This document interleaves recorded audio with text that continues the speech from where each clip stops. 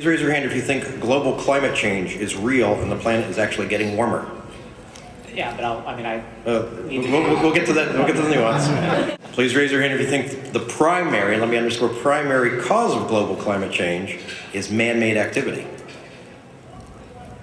And then we'd ask you to raise your hand if you think that America should pursue public policy to reduce global climate change, even if it costs jobs.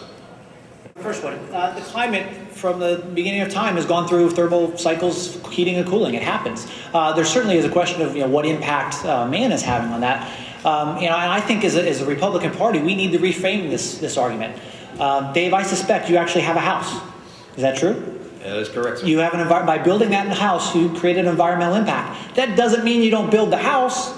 It means you adjust. You measure risk versus reward. And we need an energy policy that understands that energy is core to everything we do. I don't care if you're a law firm or a manufacturer. It is an input cost of every company in this country. And to ignore it and to act like it's not important is making our companies less competitive in a global environment and driving jobs out of this country. So yes, we have an impact.